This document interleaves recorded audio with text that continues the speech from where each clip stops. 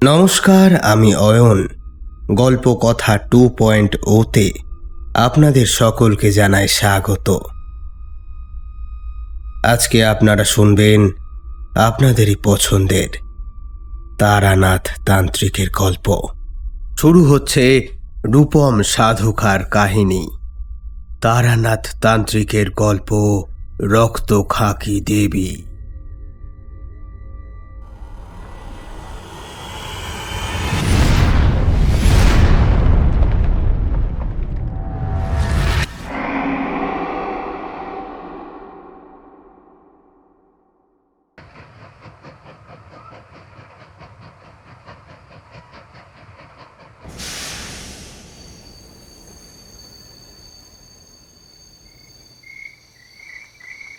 Train থেকে যখন বীরেশপুর নামলাম তখন সন্ধ্যা পেরিয়েছে। ট্রেনে ছিলাম বলে লক্ষ্যই করিনি আকাশের অবস্থা। এখন দেখি অল্প অল্প বাতাস বইছে। খুব শিগগিরই ঝড় আসবে বলে মনে হয়। একজন লোককে গিরিধারী বাবুর বাড়ি জিজ্ঞেস করে সেদিকে রওনা হলাম।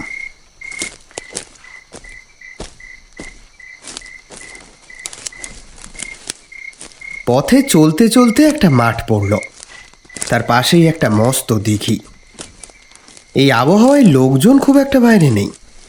এতক্ষণ গ্রাম্য পথ ধরে হাঁটছি, কারোরই প্রায় দেখা পায়নি। অথচ দেখি একটা ছেলে সেই দিঘির পাড়টায় বসে রয়েছে। তার চোখে মুখে কেমন যেন উদাসীন শূন্য ভাব। দেখে আমার কেমন যেন লাগলো।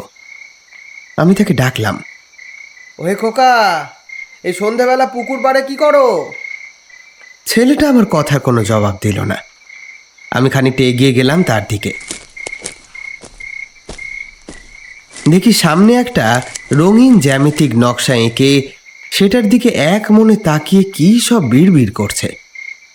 আবার মাঝে মাঝে দুলে দুলে পাশেই রাখা একটা কলা পাতার থেকে ফুল দিচ্ছে সেই নকশার ওপর। এবার আমি তার গায়ে হাত দিয়ে ডাকতেই যাব, কিন্তু ছেলেটার শরীরে আমার হাত স্পর্শ হতেই চমকে সরিয়ে নিলাম। মনে হলো কোনো বরফের টুকরোতে বুঝি ভুল করে হাত পড়ে গিয়েছে। এত শীতল কি কোনো মানুষের শরীর হতে পারে? যাই হোক, ঘটনাটাকে আকস্মিক মনের ভুল ভেবে এড়িয়েই যাচ্ছিলাম। এমন সময় পিছন দিক থেকে একটা পরিচিত কণ্ঠস্বর পেলাম। সেদিকে ঘুরতেই দেখি গিরিধারী বাবু। অফিসে ছুটি পেলেন বুঝি? ভালো হয়েছে আপনি এসেছেন। এই দেখুন দেখি ছেলেটার কি হাল। এই ছেলের কারণে যে নানাজনে নানা অকথা কুকথা বলে যাচ্ছে। এই বলরাম, বলরাম, তুই আবার এখানে এসেছিস? লক্ষ্য করলাম গিরিধারী বাবুর কথায় কোনো বিকার ঘটল না। ছেলেটা তখনও কি সব বিড়বিড় করছে। একবার ঘাড় ঘুরিয়ে আমাদের দিকে দেখল বটে, যদিও ভাবমূর্তির কোনো পরিবর্তন দেখা গেল না। আবারও সে নিজের কাজে মন দিল। দেখছেন বিভূতিবাবু, ছেলেটার কি হাল হয়েছে। আমাদের কোনো কথাই যেন সে শুনতে পায় না। সর্বক্ষণ আনমনে কি সব বিড়বিড় করে। আমি গিরিধারী বাবুকে সান্ত্বনা দিয়ে বললাম, অত ভেঙে পড়বেন না গিরিধারী বাবু, ঠাকুর মশাই যখন আছেন সব নিশ্চয় ঠিক হয়ে যাবে। গিরিধারী বাবু এবার না পেরে হাত ধরে টেনে তুললেন ছেলেকে। তার হাতের আঙুলগুলো তখনও কি এক মুদ্রায় রাখা যেন। বাবার এহেন আচরণে তার সেই মুদ্রা ভেঙে যায়। আর সঙ্গে সঙ্গে দেখলাম ওই শিশু সুলভ মুখটা কঠিন হয়ে উঠল। একটা আগুন জ্বলে উঠল যেন তার হৃদয়ে। চোয়াল শক্ত করে সে বলল, বাবা মশাই, আপনি তো জানেন সাধনার সময় ব্যাঘাত করতে নেই, তবু কেন আপনি আমার ধ্যানে বাধা দিচ্ছেন? ছেলেটার চোখের দিকে তখন তাকিয়ে দেখি সেখানে মনির কোনো চিহ্ন নেই। চোখ সম্পূর্ণ সাদা, কেবল চোখের কোণায় জমে আছে লাল রক্তবিন্দু। ছেলেটির গায়ে মুখেও দেখলাম অল্প লালচে দাগ। শুকিয়ে গেলেও বেশ ভালোভাবেই বোঝা যায় ওগুলো রক্ত। ছেলেটির কথা শুনে গিরিধারী বাবু আরও রেগে গেলেন। তবে রে বেটা, বাবার মুখে মুখে কথা। সশব্দে ঠাস করে একটা চড় মারলেন। ছেলেটা গালে হাত দিয়ে বিরস মুখে দাঁড়িয়ে রইল, কিন্তু কোনো অনুতাপের চিহ্ন নেই তার মুখে। তার বদলে তার মুখে ফুটে রইল সেই রাগ। গিরিধারীবাবু আবারও হাত তুলতেই যাচ্ছিলেন, আমি আটকালাম। আরে কি করছেন কি? থাক থাক, যথেষ্ট হয়েছে। গিরিধারীবাবুর ছেলেকে কিছুটা স্বাভাবিক করার জন্য আমি বললাম, তা বলরাম, সন্ধে হচ্ছে তো, এবার তো বাড়ি ফিরতে হবে বাবা। চলো, তোমার সাথে গল্প করব, চলো। ছেলেটি কোনো উত্তর করল না কথার। আমার দিকে একবার গনগনে চোখে তাকিয়ে আমাদের আগে আগে এগিয়ে গেল। আমরাও তার পিছু নিলাম। যেতে যেতে গিরিধারীবাবু আমায় বললেন, কি থেকে কি যে হয়ে গেল কিছুই বুঝতে পারছি না। কবে থেকে এমন ঘটছে? মোটামুটি তাও কতদিন হবে? তা প্রায় মাস দুয়েক হবে ধরেন। গত শরৎকালে ওর পইতে দিয়েছি। এই একটা বছর ব্রহ্মচর্য পালন করার সময়। এই সময় অনেকের ধর্মের ভাব জাগে মনে, কিন্তু কাউকে তো কোশবিনকালেও দেখিনি এরকম উচ্ছৃঙ্খল জীবন কাটাতে। বললে বিশ্বাস করবেন না, মাঝে মাঝে একটা শ্মশানে চলে যায়, সেখানে একটা তান্ত্রিকের কাছে দিনরাত পড়ে থাকে। আমি অবাক হয়ে বললাম, তান্ত্রিক? আমাদের ঠাকুরমশাইকে জানিয়েছেন সবটা? না, ওনাকে সবটা এখনো বলা হয়নি। গতকাল ওনার বাড়িতে আপনি আসার আগে কিছুটা বলেছিলাম। দেখলেন তো, উনি তো কিছুই বিশ্বাস করতে চাইলেন না। তাছাড়া আজকেই উনি এলেন। আজকের দিনটা বিশ্রাম নিক, কাল সকালে বলা যাবে না হয়। হ্যাঁ হ্যাঁ, সেই বরং ভালো। এখানে এবার চট করে একটু বলে নিই আমি কোথায় এসেছি। নমস্কার, আমি হলাম বিভূতি। তারানাথের সুবাদে আমাকে নিশ্চয়ই আপনারা চেনেন। তো সেদিন আসল ব্যাপারটা কি ঘটেছিল সেটা বলি। সেদিনটায় কি একটা কারণবশত তাড়াতাড়ি অফিস ছুটি হয়ে যায়। ফেরবার সময় যে বাসটা পেলাম সেটা আবার মটলেন, অর্থাৎ তারানাথের বাড়ির সামনে দিয়েই যাবে। ভাবলাম তাড়াতাড়ি যখন ছুটি হয়ে যাচ্ছে একবার বরং দেখা করেই আসি। তাছাড়া আগেরবার যখন ঠাকুরমশাইয়ের কাছে গিয়েছিলাম তখন তার শরীরের অবস্থা খুব একটা ভালো ছিল না। অগত্যা 7-5 ভাবতে ভাবতে নেমেই পড়লাম মটলেন। সেদিন গিয়ে ভালোই করেছিলাম, নইলে আজকের এমন একটা অভিজ্ঞতা অর্জন থেকে হয়তো বঞ্চিত হতাম। তো সেদিন তারানাথের বাড়ির সামনে এসে দেখি কিশোরী সহ আরও একজনের সাথে তারানাথের কথোপকথন হচ্ছে।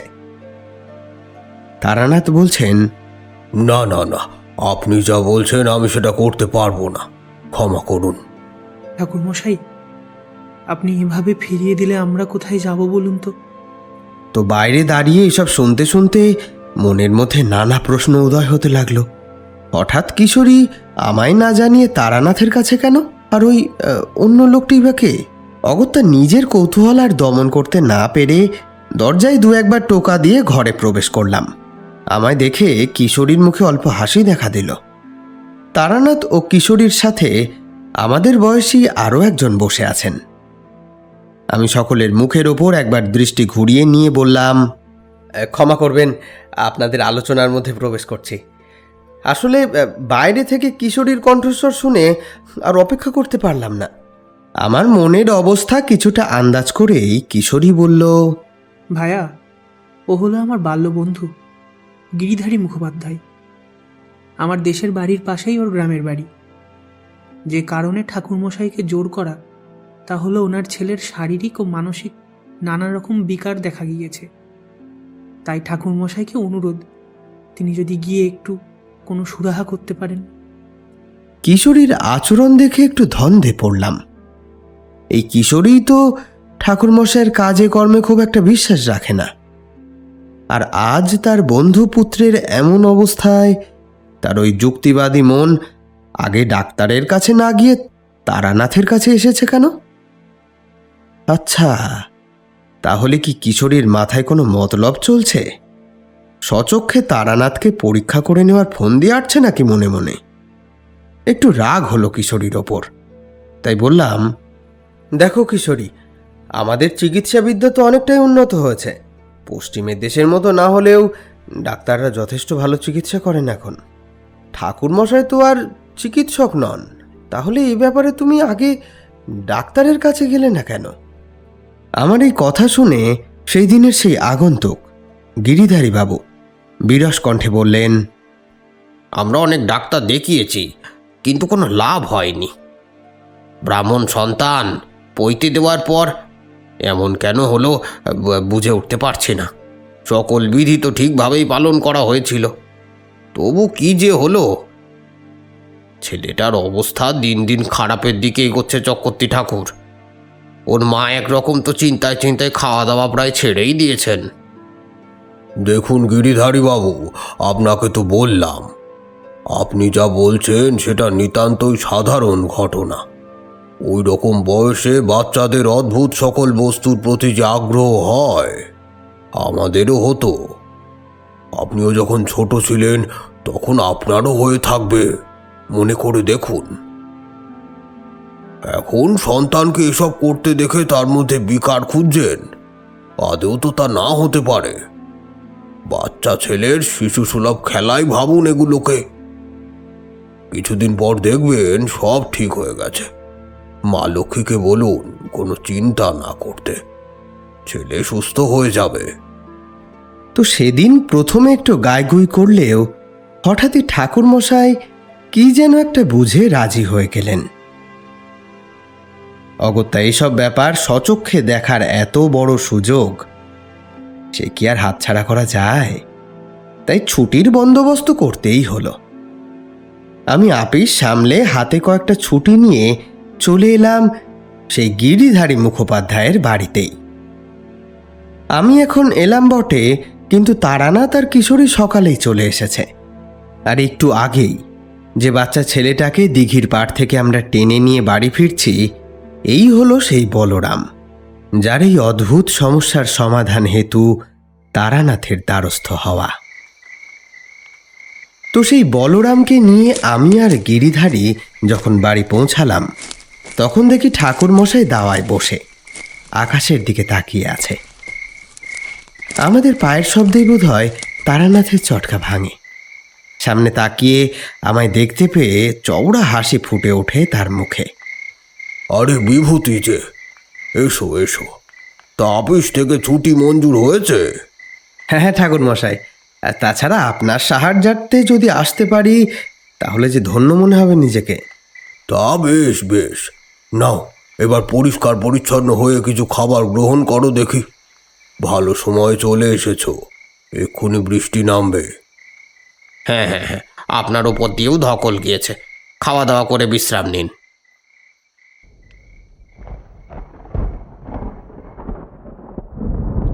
ঠাকুরমশাইয়ের কথার সত্যতা প্রমাণ করতে কিছুক্ষণের মধ্যেই বৃষ্টি নামল। কিশোরী ঠাকুরমশাইকে এখানে রেখে তার নিজের বাড়িতে গিয়েছে। তার বাড়ি এই পাশের গ্রামেই, বোধহয় কাল আসবে। তো সেদিনের মতো রাতের খাওয়া দাওয়া সেরে শুয়ে পড়লাম, কিন্তু নতুন জায়গায় চট করে ঘুম আসতে চায় না। আমার শোবার জায়গা হয়েছিল ঠাকুরমশাইয়ের সাথেই। আলাদা ঘরের ব্যবস্থা অবশ্য গিরিধারী করেছিল, কিন্তু ঠাকুরমশাই ওনার সাথে শুতে বললেন। শুয়ে শুয়ে আলোচনা হলো আমাদের মধ্যে। কি বুঝছেন ঠাকুরমশাই? বললে ভয় পাবে, তবে এটুকু জেনে রাখো, খুব খারাপ কিছু একটা ঘটতে চলেছে। সঠিকভাবে সেটা অনুধাবন করতেও পারছি না, কিন্তু সেটা আটকাতে আমাকে হবেই, সে যেভাবেই হোক না কেন। দেবী আমাকে সেরকমই আদেশ দিয়েছেন। মাঝে মাঝে ঠাকুরমশাইয়ের কথা বুঝেও বুঝতে পারি না আমরা। এই কথাটা অনেকটা সেই রকমই। ওনাকে এই বিষয়ে আরও দু একটা কথা বলতে যাব, ঠিক এই সময় গিরিধারী বাবু আর তার স্ত্রীর উচ্চস্বরে কথাবার্তা শোনা গেল। ছেলেটার যে কি ব্যারাম ধরলো কে জানে। তুমি একবার ওনাদেরকে নিয়ে আশেপাশে একটু খুঁজে দেখো, এত রাতে ছেলেটা কোথায় গেল কে জানে। হ্যাঁ হ্যাঁ গিন্নি, হ্যাঁ হ্যাঁ, তুমি চিন্তা করো না, আমি দেখছি কি করা যায়, আমি দেখছি। পায়ের শব্দ শুনে বুঝতে পারছি ওনারা এদিকেই আসছেন। স্বভাবতই খানিক পরই দরজায় টোকার শব্দ পাওয়া যায়। ঠাকুর মশাই, ও ঠাকুর মশাই, আমার ছেলে বলরাম, তাকে আবার বাড়িতে কোথাও খুঁজে পাচ্ছি না। আবার বোধ করি বাড়ি ছেড়ে কোথাও চলে গিয়েছে সে।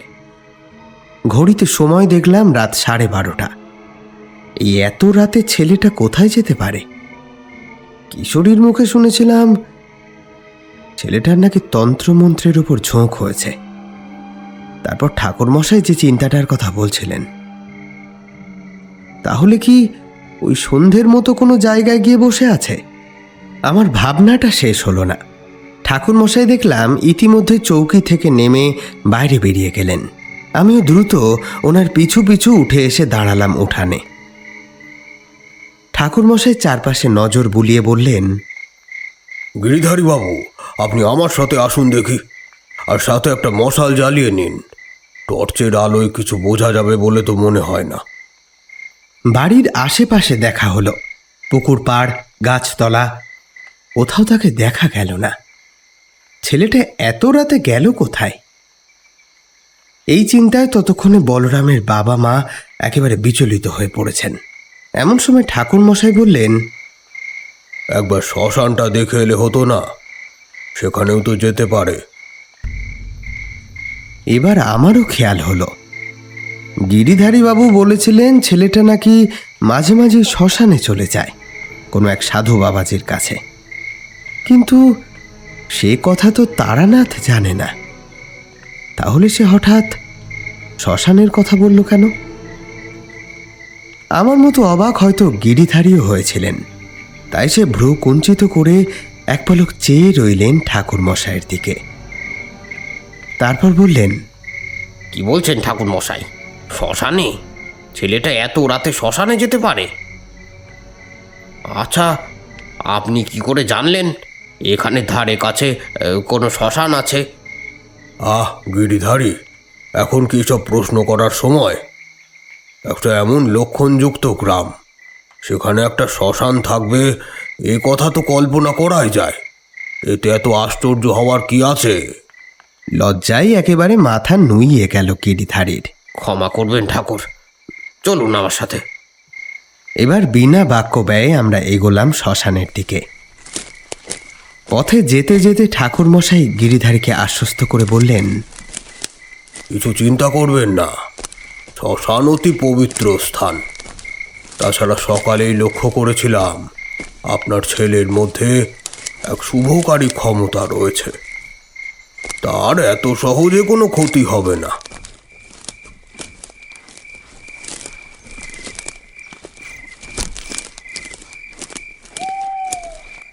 আমরা শ্মশানে প্রবেশ করলাম। গোটা শ্মশানটা অন্ধকারে ডুবে আছে। ঠাকুরমশাই একটু আগে বলেছিলেন বটে যে শ্মশানে কোনো ভয় নেই, কিন্তু এখন শ্মশানের মাটিতে এই রাত্রিবেলা পা রাখতেই আমার পুরো শরীরটা যেন শিরশির করে উঠল।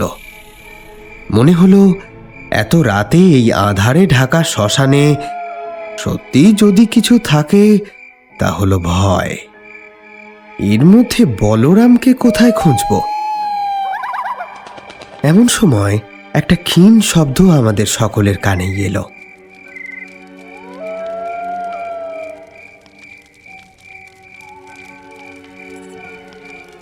দূরে কোথাও একটা কাঠ ফাটার শব্দ হচ্ছে না? ঠাকুরমশাইয়ের দিকে চোখ পড়তেই দেখলাম তিনি বিড়বিড় করে কিছু আউড়ে চলেছেন। কৃষ্ণপক্ষের ত্রয়োদশীর রাত, চাঁদের আলো নেই বললেই চলে। সেই অন্ধকারের মধ্যে কেবল মশালের আলোকে ভরসা করে আমরা পা টিপে টিপে এগোলাম। দূর থেকে ভেসে আসছে শেয়ালের ডাক।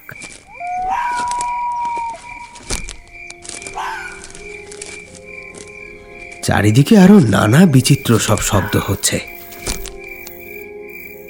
এরকম একটা পরিবেশে আমি যে ভয় পেয়েছি সেটা আঁচ করতে পেরে ঠাকুরমশাই আমার হাতটা চেপে ধরলেন। এবার আমাদের নজর গেল কিছুটা তফাতে। দেখলাম সেখানে চিতার কাঠের মধ্যে তখনও গনগন করছে আগুন। একটু আগেই যে কোনো শবদেহ পুড়ছিল সেটা এখনো বোঝা যাচ্ছে, তবে আশেপাশে কোনো শ্মশান যাত্রীর দল নেই। এবার শ্মশানের অন্য এক প্রান্তে ঠাকুরমশাইয়ের নির্দেশিত দিকে নজর ঘোরাতেই দেখলাম একটা ধুনি জ্বলছে। সেদিকে এগিয়ে গেলাম আমরা। কাছে যেতেই বাঁশের খুঁটি দিয়ে দাঁড় করানো একটা ছোট মতো ঘর দেখলাম। তার উপর খড় দিয়ে ছাউনি করা। বাইরের বারান্দায় জ্বলছে ধুনি। আরেকটু কাছে যেতেই সেই চালার মধ্যে নজর গেল আমাদের। আরে ওই তো বলরাম বসে রয়েছে। তবে তার সাথে আরো একজন রয়েছে, যিনি আমাদের ঠাকুর মশাইয়ের মতোই রক্তাম্বর পরে আছেন। তার সামনে অবস্থান করছে কোনো মূর্তি, অপরিচিত মূর্তি। তবে দূর থেকে বড় বড় কোমর ছাপানো চুল দেখে বুঝলাম সেটা নিশ্চয়ই কোনো দেবীর মূর্তি হবে। তারানাথ আর আমি দূরের অন্ধকারে দাঁড়িয়ে রইলাম। কেবল ঠাকুর মশাইয়ের ইশারায় গিরিধারী বাবু সামনে এগিয়ে গেলেন। এই যে তুমি আবার এখানে এসো। কত রাত হয়েছে সে কথা খেয়াল আছে? তোমার মা তোমার চিন্তায় চিন্তায় যে সারা হচ্ছেন। আমরা দূর থেকে দেখছিলাম। বলরাম বাবার কথায় সাড়া দেওয়া তো দূরস্থ, একবার ফিরে পর্যন্ত তাকালো না। তবে লক্ষ্য করলাম রক্তাম্বর পরিহিত সেই লোক চোখ মেললেন। গিরিধারী বাবু এবার তার সামনে হাত জোর করে বললেন, ঠাকুর ঠাকুর, ছেলেটারে আপনি বাড়ি ফিরতে বলেন। কত রাত হয়েছে, এত রাত পর্যন্ত এই নির্জন শ্মশানে থাকা কি ঠিক? তাছাড়া আপনি তো জানেন এ বছরটা ওরে কত সাবধানে থাকতে হবে। এবার গিরিধারী বাবুর কথায় কাজ হলো। রক্তাম্বর পরিহিত সেই ব্যক্তি বলরামকে ইঙ্গিত করে বললেন, যাও বলরাম, তোমার বাবা তোমাকে নিতে এসেছেন। সদ্য কৈশোরে পা দেওয়া সেই কিশোরের কপালে রক্তচন্দনের টিকাটা দেখে কেমন যেন লাগলো। আজ তার চোখ অদ্ভুত রকম শান্ত। এই রকম পরিস্থিতিতে সে যে শান্ত থাকবে সেটা ভাবিনি। তবে আরো একটা জিনিস লক্ষ্য করলাম। ওই রক্তাম্বর পরিহিত ব্যক্তিটিকে দেখার পর তারানাথের মনেও যেন একটা আশঙ্কা সৃষ্টি হয়েছে। তবে উনি সেটা খুব সন্তর্পণে লুকিয়ে গেলেন। পরদিন সকালে গিরিধারী বাবু তারানাথকে জিজ্ঞেস করলেন, ঠাকুর মশাই, কি বলছেন আপনি? কালকে তো সবই দেখলেন। দেখুন গিরিধারী বাবু, চিন্তার কোনো কিছু নেই। এই ছোট বয়সে অলৌকিক নানা বিষয়ের ওপর ঝোঁক বাড়ে। যেখানে আবার কাছাকাছির মধ্যে একজন তান্ত্রিক বসবাস করেন, সেখানে এরকম ছোট ছোট ছেলে মেয়েদের মধ্যে সেই সব বিষয় নিয়ে আগ্রহ তো জন্মাবেই একটু। আমারও ছোটবেলা কেটেছে এরকমই। তবে গ্রামের কোনো সাধু সন্ন্যাসীর কাছে আগ্রহ মেটাতে পারিনি আমি। এদেরকে সেসব গল্প বলেছি। জানেন তো, ছোটবেলায় আমার বাড়িতে একজন সাধু আসতেন, আমার কাকিমার গুরুদেব। তিনি আমাকে বড় ভালোবাসতেন। তার কাছে গল্প শুনতে শুনতে আমার এই পথের প্রতি আগ্রহ বলতে পারেন। কিন্তু ঠাকুর মশাই, এ পথে জীবন তো অনিশ্চিত। সে তুলনায় আর 5টা সাধারণ মানুষের মতো জীবন যাপন করলে জীবনে সফলতা আসবে, নিশ্চিত একটা ভবিষ্যৎ গড়ে উঠবে, তাই নয় কি? অবশ্যই তাই, অবশ্যই তাই। কিন্তু ভবিতব্য তো তুমি খণ্ডাতে পারবে না। যেটা হবার সেটা হবেই। তবে একটা বিষয় নিয়ে আমি একটু চিন্তিত। ও ভালো কথা, বলরামের কোনো কোষ্ঠী করা আছে নাকি? হ্যাঁ আছে, এই আমি নিয়ে আসছি। না না, এখন আনতে হবে না। মধ্যাহ্নে স্নান সেরে ওঠার পর আমি জপে বসবো, সেই সময় দিও। বেশ, তবে তাই হবে। গিরিধারী বাবু, আপনার আশঙ্কা যথাযথ, কিন্তু সঠিক পথে সাধনা করলে জীবনের উন্নতি অবশ্যই হবে। তন্ত্রবিদ্যা খারাপ কিছু নয়। যে পথে সাধনা করলে মোক্ষ বা মুক্তি লাভ হয় সাধারণভাবে তাকেই তন্ত্র বলা হয়। সাধারণত আমরা চতুর্বেদের নাম শুনেছি। তন্ত্র হল শ্রৌত জ্ঞান ভিত্তিক এবং গুরুর নির্দেশিত পথ। অনেক ক্ষেত্রে একে পঞ্চম বেদও বলা হয়ে থাকে। তন্ত্র সম্বন্ধে প্রথম বলেন দেবাদিদেব মহাদেব এবং তার কাছ থেকে পরম্পরায় এটা চলে আসছে। তন্ত্রশাস্ত্রের আর এক নাম আগম শাস্ত্রও বটে। এই সময় হঠাৎ বাইরে কিশোরীর কণ্ঠস্বর শুনতে পাওয়া গেল। গিরিধারী বাবু বসবার ঘর থেকে বেরিয়ে কিশোরীকে নিয়ে ভিতরে এলেন। কিশোরী তো আমায় দেখে অবাক, তারপর প্রশ্ন করল, এই যে ভায়া, খুব তো বলেছিলে ছুটি পাবে না, দেখলে তো ঠাকুরমশাইয়ের সাথে এমন একটা অভিজ্ঞতা করার জন্য ঠিকই ছুটি ব্যবস্থা হয়ে গেল। আমি তোমায় আগেই বলেছিলাম। তার বোধহয় একটু মশকরা করার অভিপ্রায় ছিল, কিন্তু আমি চোখের ইশারায় পরিস্থিতির গাম্ভীর্যটা বুঝিয়ে দিলাম ওকে। তাছাড়া যেখানে গিরিধারীর ছেলের বিপদ আসন্ন সেখানে কিশোরীর এহেন কথা মোটেও শোভা পায় না, তাও আবার গিরিধারীর সামনেই। কিশোরী যদিও আমার ইশারাটা বুঝল তৎক্ষণাৎ। পরিস্থিতি সামাল দিতে সে ঠাকুরমশাইকে উদ্দেশ্য করে বলল, বলুন ঠাকুরমশাই, কি বুঝছেন? বলরামকে দেখে কি মনে হচ্ছে আপনার? বুঝেছি অনেকটাই, কিন্তু সে সম্বন্ধে কিছু বলার সময় এখনো আসেনি। যদিও আমি নিজেও এখনো সম্পূর্ণ নিশ্চিত নই। এত ছোট একজন ছেলের জীবনের সাথে এরকম একটা ঘটনা ঘটবে সেটা তো ভেবে আমি শিহরিত হচ্ছে। দুপুরে স্নানের পর বলরামের কুষ্টিটা দেখে তারপর আমি সিদ্ধান্ত নেব।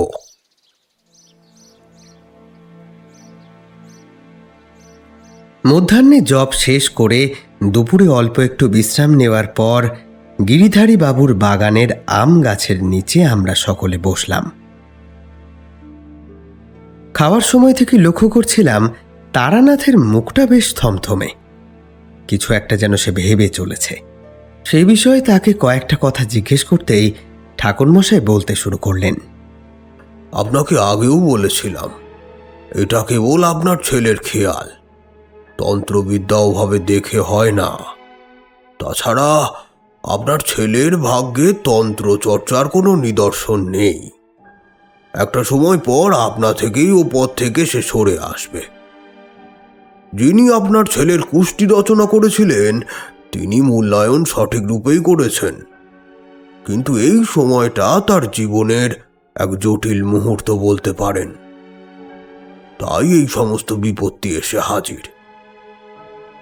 গতকাল রাত্রে আমি যা দেখেছি তাতে মনে হয় আপনার ছেলের ওপর খারাপ কিছুর প্রভাব পড়েছে।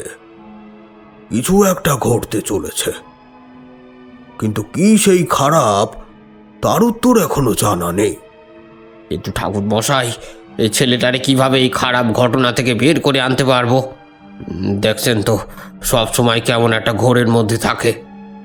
আমি গিরিধারীর কথায় সম্মতি জানিয়ে বলি, হ্যাঁ, কাল রাত্রে এটা আমিও দেখেছি। আমরা যখন ডাকছিলাম সে শুনতে পেল না, অথচ সেই ব্যক্তি যখন আপনার ছেলেকে একবার ডাকলো বা নির্দেশ দিল তখন সেই নির্দেশ নীরবে পালন করলো সে। চিন্তার কিছু নেই গিরিধারী বাবু, সব ঠিক হয়ে যাবে। মায়ের ওপর ভরসা রাখুন।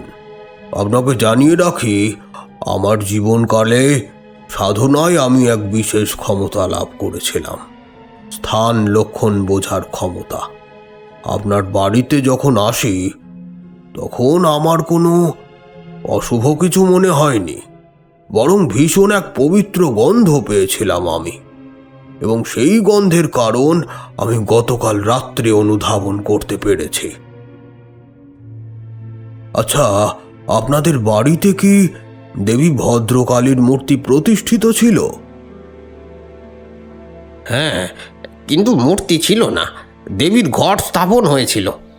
এখনো প্রতি বছর কৌশিকী অমাবস্যায় পুজো হয়।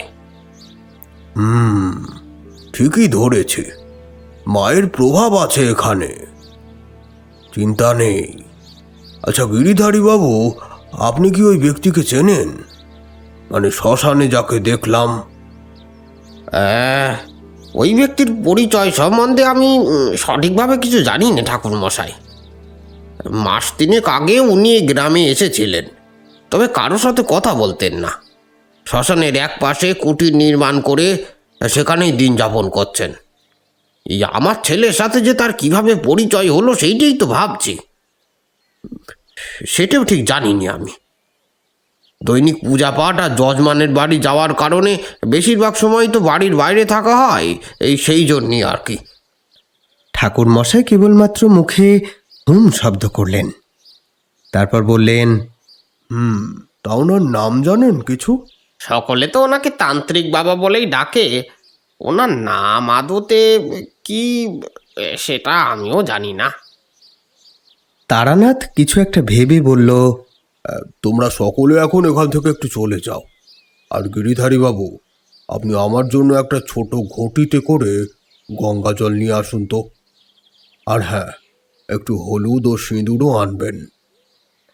আমরা উঠে পড়লাম। বাড়ি থেকে ছোট ঘটে করে গঙ্গা জল আর একটা কলা পাতায় মুড়ে হলুদ ও সিঁদুর দিয়ে গেল গিরিধারী। আমরা সেখান থেকে চলে যেতে যেতে দেখলাম ঠাকুরমশাই উত্তর দিকে মুখ করে পদ্মাসনে বসলেন। এরপর ঘটির গঙ্গার জল দিয়ে সুন্দরভাবে হাত ধুয়ে কোনো এক মুদ্রায় ধ্যান করতে বসলেন। আমরা দাঁড়ালাম না, চলে গেলাম সেই স্থান ছেড়ে। এই পরিসরে কিশোরীর সাথে তার বাড়িটা ঘুরে এলাম। যখন ফিরলাম তখন তারানাথের ধ্যান শেষ হয়েছে। তিনি ঘরের বিছানায় বসে চোখ বুজে এক মনে কিছু একটা ভাবছেন। আমরা ঘরে প্রবেশ করতেই উনি চোখ মেললেন। আমি জিজ্ঞেস করলাম, কি হলো ঠাকুরমশাই, কি বুঝলেন? আমার কথা শুনে ঠাকুরমশাই একটু এদিক ওদিক চাইলেন, অর্থাৎ আশেপাশে গিরিধারী বাবু রয়েছেন কিনা সেটা দেখে নিলেন বোধহয়। ছেলেটার ওপর খারাপ কিছু ঘটতে চলেছে। আমাদের হাতে খুব একটা বেশি সময় নেই। সামনের অমাবস্যাতেই সে ভয়ঙ্কর ঘটনাটা ঘটবে। কি করবেন তাহলে? কোনো উপায় কি নেই? উপায় অবশ্য একটা আছে, কিন্তু সেই পদ্ধতি আমি এর আগে কখনো প্রয়োগের সুযোগ পাইনি। গুরুদেবের মুখে শুনেছিলাম কেবলমাত্র। কিন্তু ঠাকুরমশাই, আপনি কি বুঝেছেন? ভয়ঙ্কর ব্যাপারটা কি? আগেই তো বলেছি, তোমাদের বলা যায় না। সামান্য হস্তরেখা বিচারের কত কিছু বলা বারণ থাকে তুমি জানো? আর এটা তো তার থেকেও রহস্যময় বিষয়। কাজ সম্পন্ন হওয়ার পূর্বে স্বয়ং মহাকাল ও মহাকালীর নির্দেশ ব্যতীত এসব কথা প্রকাশ্যে বললে সাধকের সাধনার ফল ক্ষয় হয়। এমন সময় বাইরে গিরিধারী বাবুর পায়ের শব্দ পাওয়া গেল। ঘরের দরজা খোলাই ছিল। উনি ঘরে এসে ঢুকছেন দেখে আমি আর ঠাকুরমশাই চুপ করে গেলাম। গিরিধারীর মুখে উদ্বিগ্নতার ছাপ স্পষ্ট। ঠাকুরমশাই বললেন, আসুন গিরিধারী বাবু, বসুন। এই কি বুঝছেন ঠাকুর মশাই? ভয়ের কিছু নেই তো? আপনাকে অযথা ভয় পাইয়ে আমার কোনো লাভ নেই, কিন্তু এটা সত্যি যে আপনার ছেলের ওপর খারাপ কিছু ঘটতে চলেছে। সব বিষয়টা আপনাকে এই মুহূর্তে বুঝিয়ে বলতে পারছি না, কারণ আপনি ছেলের বাবা। তবে ভয় পাবেন না, মায়ের ওপর ভরসা রাখুন। মা লক্ষ্মীকে বলবেন তার ছেলের কোনো ক্ষতি হবে না। মা ভদ্রকালী তাকে রক্ষা করবেন। বৌঠান যে বাইরে দাঁড়িয়েই আমাদের কথোপকথন শুনছিলেন সেটা আমরা টের পাইনি। আমাদের কথার মাঝেই তিনি ঘরে প্রবেশ করলেন এবং এসেই ঠাকুরমশাইয়ের পায়ে পড়ে গেলেন। ঠাকুর, ঠাকুর, আমার ছেলেটারে বাঁচান ঠাকুর। ও ছাড়া আমার আর কেউ নেই ঠাকুর। আমার ছেলেটারে আপনি রক্ষা করুন। এই দেখো, এই দেখো, মা, কি করছো কি তুমি? মা লক্ষ্মী কখনো কি পায়ে হাত দেয়? এতদিনের চাপা কান্না যেন একসঙ্গে বেরিয়ে আসতে চাইল। আপনি বলুন বাবা, কি হয়েছে আমার ছেলের? তারানাথ দেখলাম বৌঠানকে হাত ধরে তুলে বললেন, এই যে তুমি আমায় বাবা বললে, এতেই সব হয়ে গিয়েছে মা। তোমার সন্তানের কোনো ক্ষতি আমি আর হতে দেব না। শুধু ঈশ্বরের উপর ভরসা রেখো, তিনি মঙ্গলময়, তিনি কোনো নিরপরাধের ক্ষতি হতে দেবেন না। বৌঠান চোখের জল মুছে আবারও প্রশ্ন করলেন, কিন্তু ওর হয়েছে কি বাবা ঠাকুর? বৌঠানের এই কথা শুনে তারানাথ চুপ করে গেলেন। তারপর একটা দীর্ঘশ্বাস ছেড়ে ধীরে ধীরে বলতে লাগলেন, গতকাল রাতে যেখান থেকে বলরামকে নিয়ে আসা হলো, সেই মানুষটা অত্যন্ত কুটিল। আমি প্রথম দিনই বলেছিলাম না, বলরাম অত্যন্ত শুভ শক্তি সম্পন্ন, তার কোনো ক্ষতি হবে না। তার উপর 1 বছরও হয়নি তার পৈতে হবার। কিন্তু এই লোকটা ঠিক এই সুযোগটাই চাইছিল। ধীরে ধীরে শরীরে ব্রহ্মতেজ ফুটে ওঠা এমন কোনো বালক তার এই মুহূর্তে দরকার, যাকে দিয়ে খুব শীঘ্রই অভীষ্ট সাধন করতে পারবে সে। ক্ষমতা লাভের লোভে এরা এখন অন্ধ, তাই ঠিক ভুলের বিচার করার ক্ষমতা হারিয়েছে।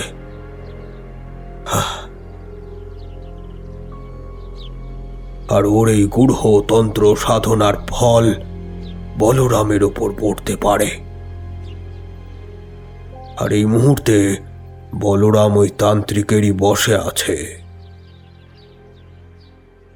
সেই জন্য কারোর বারণও শুনছে না। আমরা কেউ কিছু বলতে গেলেই বলছে, আমার কাজে বাধা দিও না, তাহলে কিন্তু গুরুদেব তোমাদের শাস্তি দেবেন। ওই তান্ত্রিক লোকটিকে গুরু মেনেছে বলরাম, আর এখন ওর গুরুর আদেশ মানা ছাড়া আর কোনো উপায় নেই। গিরিধারী বাবু এবার একেবারে ভেঙে পড়লেন। কি বলছেন কি ঠাকুর মশাই? আপনি যদি বলেন উপায় নেই, তাহলে আমরা কোথায় যাই? কিছু একটা করেন ঠাকুর, কিছু একটা করেন। কোনো উপায় কি নেই? ভরসা হারাবেন না গিরিধারী বাবু, আপনারা তো ব্রাহ্মণ। আমি কয়েকটা জিনিসের নাম বলে দিচ্ছি, সেগুলো একটু জোগাড় করে দিন তো। আর একটা পঞ্জিকা থাকলে দিয়ে যাবেন, আমারটা নিয়ে আসা হয়নি। গিরিধারী বাবু আর বৌঠান সেখান থেকে চলে যান। আমি এই সুযোগে তারানাথকে জিজ্ঞেস করলাম, আচ্ছা ঠাকুরমশাই, ছেলেটার আদতে হয়েছে কি বলুন তো? আরে তুমি তো মহা নাছোড় বান্দা দেখছি। ঠিক আছে, বলছি দাঁড়াও। তোমায় তো সৎকর্ম সম্বন্ধে আগেই বলেছিলাম, কি তাই তো? ছেলেটির উপর সেই ক্রিয়াই করা হয়েছে। শুধু বলরাম না, এই সমগ্র বাড়ির ওপর করা হয়েছে সেটা। কিন্তু যেদিন আমি এলাম সেদিন কেন টের পেলাম না কে জানে। বয়স হচ্ছে বলে কি? কিছুক্ষণের মধ্যে কিশোরীও এসে হাজির হলো। সে হাঁপাতে হাঁপাতে ঘরে ঢুকে তারানাথকে উদ্দেশ্য করে প্রথমে যে কথাটা বলল, সেটা শুনে শুধু আমি নই, তারানাথও বেশ অবাক হলেন। ঠাকুরমশাই, জরাসুর পুরুষ দেবতা তো? হ্যাঁ, অবশ্যই পুরুষ দেবতা। কিন্তু হঠাৎ এই প্রশ্ন কেন তোমার? আমি কিছুক্ষণ আগে মহিলা জরাসুরের মূর্তি দেখলাম। আগে একটু ঠান্ডা হয়ে বসো দেখি এখানে, তারপর বলো। কিশোরীর চোখে মুখে এখনো যথেষ্ট উদ্বিগ্নতা। সেরকম ভাবেই সে বলল, আমাদের গ্রাম পেরিয়ে এদিকে আসার আগে একটা জলা মতন পড়ে। বিভূতি, তুমি আসার সময় খেয়াল করনি বোধহয়। ঠাকুরমশাই, আপনি তো দেখেছিলেন। হ্যাঁ, ছিল ওই রকমই কিছু একটা, অত খেয়াল করা হয়নি। তা কি দেখেছো সেই জলায়? জরাসুরের মূর্তি? ঠিক বলতে পারবো না, তবে আপনি জরাসুরের যেমন বর্ণনা বলেছিলেন তার সাথে অনেক মিল। 3টে মাথা, 6টা চোখ। তবে আরও একটা আশ্চর্যের ব্যাপার হলো, ওই মূর্তির মাথার চুলগুলো যেন সাপের মতো। এখনো মূর্তিটা সম্পূর্ণ তৈরি হয়নি, সম্পূর্ণ তৈরি হলে ঠিক বোঝা যেত। কিশোরী, তুমি ঠিক দেখেছো? হ্যাঁ ঠাকুরমশাই, ঠিক দেখেছি। আর যিনি তৈরি করছিলেন তাকে এখানের বাসিন্দা মনে হলো না। আর ঠিক এই সময় গিরিধারী বাবুর কণ্ঠস্বর শোনা যায়। আমরা সকলে বাইরে বেরিয়ে এসে দেখি উনি বলরামকে বকাবকি করছেন। তোমায় না বলেছি সন্ধ্যের পর বাড়ির বাইরে থাকবে না? তাও কি করছিলে এতক্ষণ? গতকাল রাতে তুমি না বলে শ্মশানে চলে গিয়েছিলে। কিছু বলছি না বলে যা ইচ্ছে তাই করবে। বলরাম বরাবরের মতো চুপ করে রইল, মাথা নিচু তার। হঠাৎ আমার বলরামের হাতের দিকে নজর যায়। তার হাতে কাদা লেগে আছে। আমি কিশোরীকে ডেকে সেটা দেখাতেই যাব, এমন সময় সে ইঙ্গিত করল। বুঝতে আমার আর বাকি থাকলো না। তার মানে বলরাম এতক্ষণ মূর্তি বানাচ্ছিল বা সেই কাজে সাহায্য করছিল। ঠাকুরমশাই শান্ত কণ্ঠে মার মুখে গিরিধারী বাবুকে বললেন, গিরিধারী বাবু, অত রাগ করার মতো কিছু হয়নি। বলরাম হয়তো খেলতে খেলতে পড়ে গিয়েছিল কোথাও, তাই জন্যই হাতে কাদা লেগে গিয়েছে। হ্যাঁ বাবা মশাই, আসলে খেলতে গিয়ে দিঘির পাড়ে পড়ে গিয়েছিলাম। বেশ বেশ, এখন তুমি যাও বাবা, ভালো করে পরিষ্কার হয়ে এসো দেখি। আর হ্যাঁ, বাইরের জামা কাপড় ছেড়ে আমার কাছে এসো, কেমন? আমরা সকলে অবাক হয়ে দেখলাম। সকলের অবাধ্য বলরাম তারানাথের কথা দিব্যি শুনে নিল, কোনো প্রতিবাদ করল না। এটা দেখে আরো অবাক হলাম যে ছেলে সবসময় ঠাকুরমশাইকে এড়িয়ে চলে, সে ঠাকুরমশাইয়ের কথা সমর্থন করছে। অবাক হয়ে আমরা তারানাথের দিকে সকলেই চাইলাম।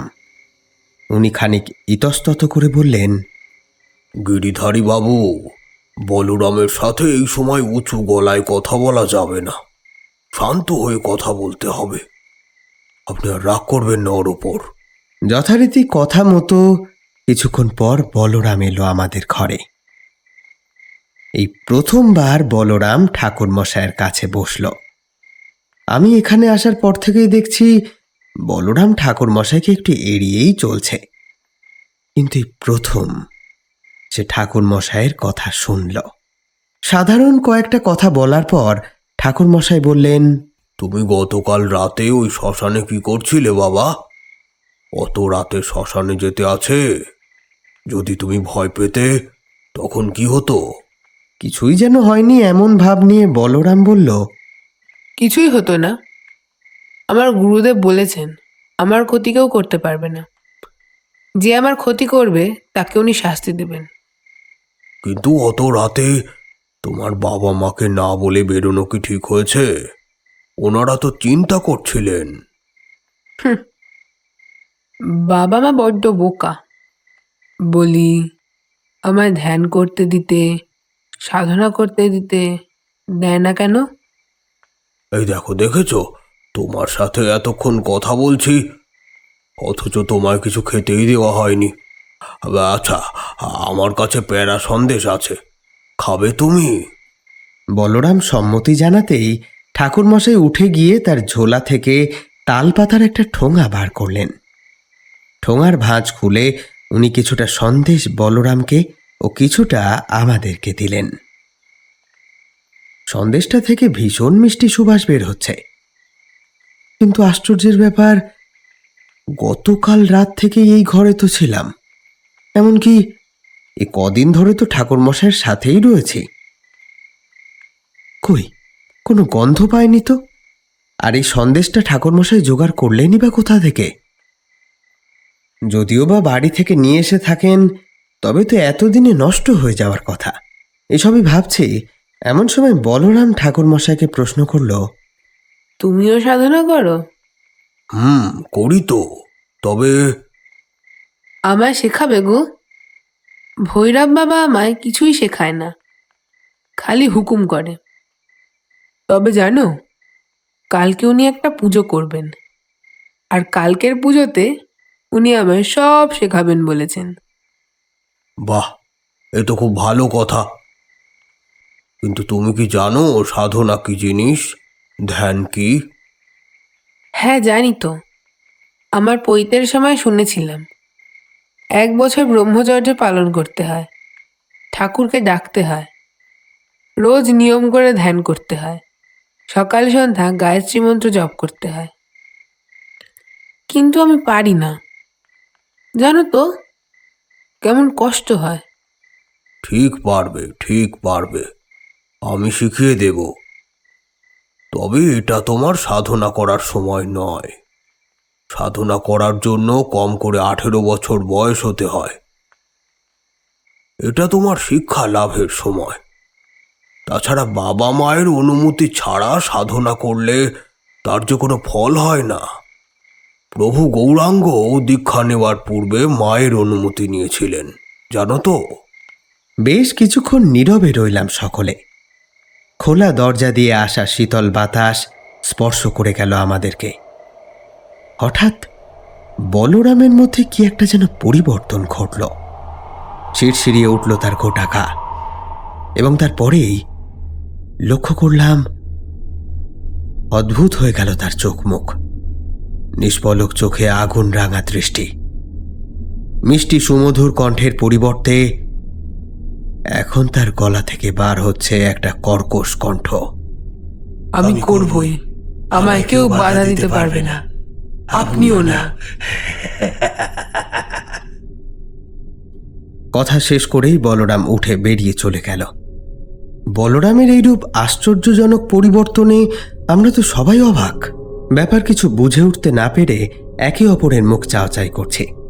কিন্তু ঠাকুর মশাইকে দেখলাম মুখে স্মিত হাসি নিয়ে দরজার দিকে তাকিয়ে আছেন। এবার কি করবেন ঠাকুরমশাই? ছেলেটি তো উঠে চলে গেল।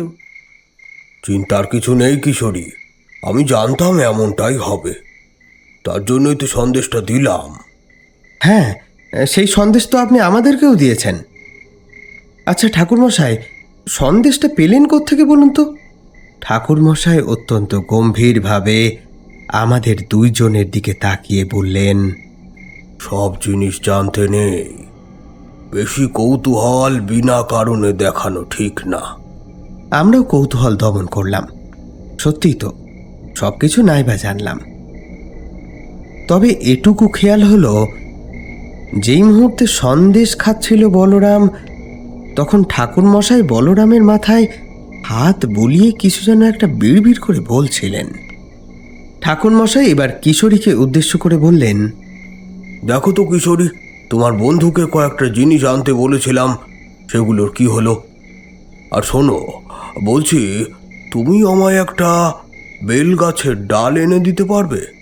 বেশ শক্তপোক্ত দেখে, ডালটা যেন বড় হয়। আর এর পরের কথাটা ঠাকুরমশাই কিশোরীর কানে কানে বলে দিলেন। আমিও শুনতে পেলাম না। হ্যাঁ পারবো, কিন্তু রাতের বেলা যে বেল গাছে হাত দিতে নেই, পাতাও তুলতে নেই। ভয় নেই, কিচ্ছু হবে না। কিশোরীর সামনে এগোতেই ঠাকুরমশাই তার মাথায় হাত রেখে বিড়বিড় করে কিছু একটা বললেন। তারপর কিশোরীকে অভয় দেওয়ার ভঙ্গিতে আবারও বললেন, যাও, আর কোনো চিন্তা নেই। একটা বিশেষ পুজো করতে হবে, পুজো না বলে উপাচার বলাই ভালো। কিন্তু আজকের এই চতুর্দশীর রাতে এই ক্রিয়ায় আমি সাফল্য লাভ করব কিনা জানি না। তবে কাল অমাবস্যা তিথি পড়ার আগেই পুজো সম্পন্ন করতে হবে আমাকে, না হলে যে মহা অনর্থ হয়ে যাবে। কিছুক্ষণ পর গিরিধারী বাবু একটা ঝোলা নিয়ে এলেন। তার একটু পরে কিশোরী একটা বড় বেল কাঠ নিয়ে এলো। বেল কাঠটা অনেকটা ত্রিশূল আকৃতির। ঝোলাটা নিয়ে তারানাথ দেখে নিতে লাগলেন সব ঠিকঠাক আছে কিনা। আমরা সেসব জিনিস কোশমিনকালেও দেখিনি। আমি কিংবা কিশোরী কেউই এই মুহূর্তে ঠাকুরমশাইয়ের কর্মকাণ্ডের ব্যাপারে কিছুই বুঝে উঠতে পারছি না। আমাদের একভাবে জিজ্ঞাসু দৃষ্টি নিয়ে চেয়ে থাকতে দেখে ঠাকুরমশাই তাই বললেন, এই সকল যে দ্রব্যাদি দেখলে, ওগুলো সব আজ রাতের সাধনায় প্রয়োজন পড়বে। তোমাদের তো জানানো হয়নি। আজ রাতে শ্মশানে একাকী আমায় যেতে হবে। তোমরা কেউ কিন্তু সেখানে থাকতে পারবে না। কিন্তু কিন্তু এত রাতে আপনার শরীর অসুস্থ, তারপর ওই শ্মশানে? ভয় পেও না কিশোরী, আমার কিছু হবে না। শ্মশান অতি পবিত্র স্থান। মানুষ পঞ্চভূতে মিলিত হয় মৃত্যুর পর ওই স্থান হতে। এই যে গিরিধারী, আপনি আমার জন্য সামান্য কিছু খাবারের আয়োজন করুন, আমি স্নানটা সেরে আসি না হয়। আর হ্যাঁ, বলরাম যেন আজ রাতে বাড়ির বাইরে পা না রাখে। তোমাদের দুজনকে আজ ওর পাহারায় বসিয়ে রাখলাম। আজ ওকে বাড়ি থেকে বেরোতে দিলে মহা অনর্থ ঘটাবে।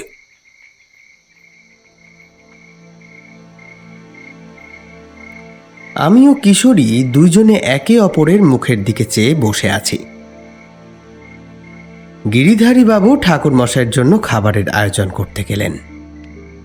পুজো সাধারণত উপবাসী থেকে করতে হয় বলেই শুনেছি। সকল পুজোর ক্ষেত্রে তো তাই হয়।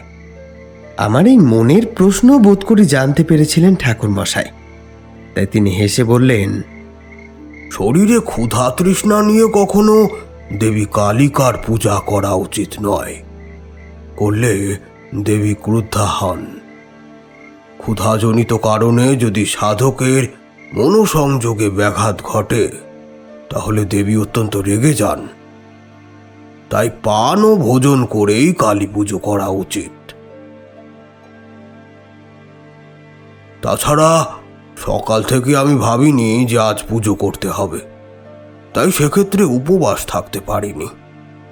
মা আমার এই অপরাধের শাস্তি ওই ছেলেটিকে নিশ্চয় দেবে না। নাও নাও, এবার চলো, সকল সামগ্রী আমায় একটু পৌঁছে দিয়ে আসবে দেখি। কিশোরী আর গিরিধারী আমার সাথে যাক। বিভূতি, তুমি এরা না ফেরা পর্যন্ত বলরামকে দেখে রাখবে। আজ কিন্তু কোনোভাবেই ঘুমোবে না।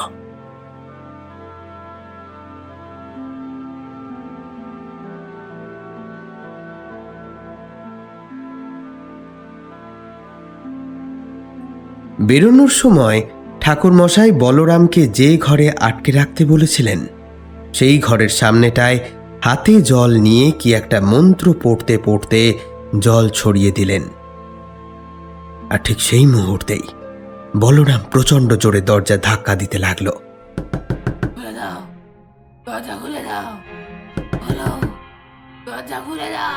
ঠাকুর মশাই হুঙ্কার দিয়ে বলে উঠলেন, থামো, আমায় অন্য কিছু করতে বাধ্য করো না। তারপর আমাকে উদ্দেশ্য করে বললেন, বিভূতি, ঘরে যেখানে আমার ঝোলাটা ছিল সেখানে দেখবে আর একটা ঝোলা আছে। সেটা একটা নরকরটি আছে। এটা নিয়ে এসে এই ঘরের চৌকাঠের সামনে রাখো। এরপর থেকে যখনই বলরাম অদ্ভুত আচরণ করবে, তখনই ওই করটির আশেপাশে পোড়া সর্ষে ছড়িয়ে দিও। ঠাকুর মশাইয়ের আদেশ পালনে দেরি করলাম না। জিনিসটা এনে রাখার পর থেকে একটু একটু করে যেন শান্ত হলো বলরাম। সারাটা রাত ওই নরকরটির সামনে বসে থাকতে ভীষণ ভয় লাগছিল আমার। যেন বারবার মনে হচ্ছিল সিঁদুর মাখানো ওই করটিটা আমার দিকেই বুঝে তাকিয়ে আছে। রাতের দ্বিতীয় প্রহরে শ্মশানের পথে রওনা হলেন ঠাকুর মশাই। পূজার উপাচার সব গুছিয়ে নিয়ে তাকে পৌঁছে দিল কিশোরী ও গিরিধারী বাবু। একটু পরেই অবশ্য ওনারা ফিরে এলেন। ঠাকুর মশাই যে করটির উপাচার বলে দিয়ে গিয়েছিলেন, সেটার যে সত্যিই প্রয়োজনীয়তা পড়বে সেটা বুঝতে পারিনি। রাতের তৃতীয় প্রহর পুরোটাই আমায় সর্ষে দিতে হয়েছে। কিছুক্ষণ সময় ছাড়া ছাড়াই বলরাম দরজা ধাক্কাচ্ছে আর কর্কশ কণ্ঠে বলে উঠছে,